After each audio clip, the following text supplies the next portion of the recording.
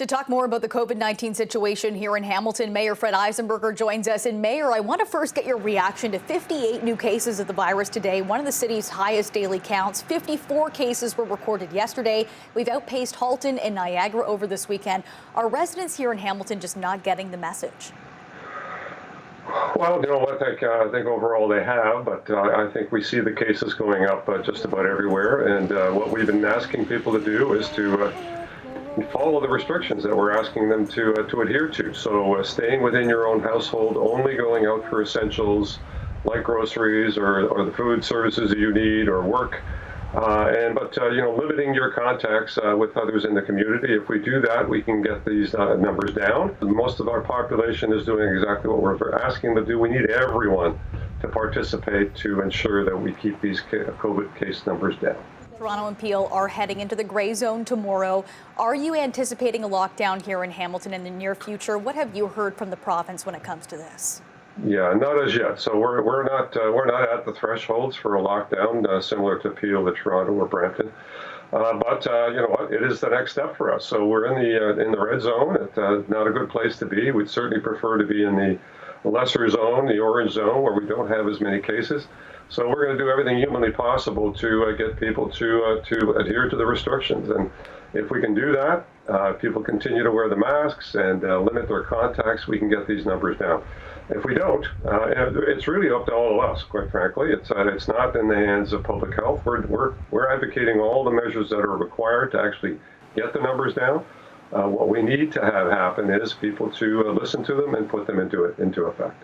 You do start to see the consequences of the numbers rising this weekend. 2 more deaths in the city, both residents in long-term care. How is the city and public health managing about a dozen long-term care outbreaks, and will rapid testing be rolling out in Hamilton soon? Yeah, thanks, Nicole. Good question. I don't know about the rapid testing as of this moment, but it certainly would be helpful. The quicker that we can find these cases and isolate them and contact trace and get a hold of the people that have been in touch with those individuals, the better off we'll be. Long-term care homes have been and continue to be an ongoing challenge. Congregate settings, when people are gathered together in larger numbers, is where we see a large part of the spread. We see that happening in social situations in our city, and where people are gathering when they shouldn't, and that is also contributing to the spread. And so we are asking people to long-term care homes to not have anyone go in or out. There's some strict recommendations around the cleaning of long-term care homes, the taking of names of individuals that are working in the facilities that are going in and out, and ensuring that the residents there aren't going out into the broader community either, to try and contain these outbreaks. And so our heart goes out to any individual that has lost their life and their families. These are challenging times. This is the kind of thing we're trying to prevent. And if everyone does their part, we can hopefully get on top of these issues.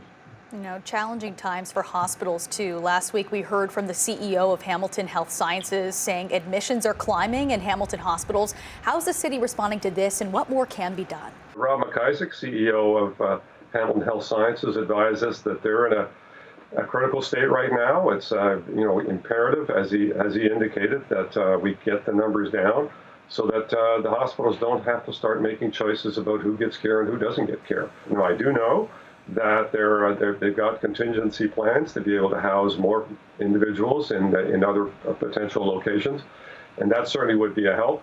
But again, it doesn't have unlimited capacity, so we need to get those numbers down and keep them down if we're going to avoid any kind of unfortunate health outcomes in our hospitals that are going to force doctors and nurses and others to make very difficult choices, and that's certainly not where we want to be.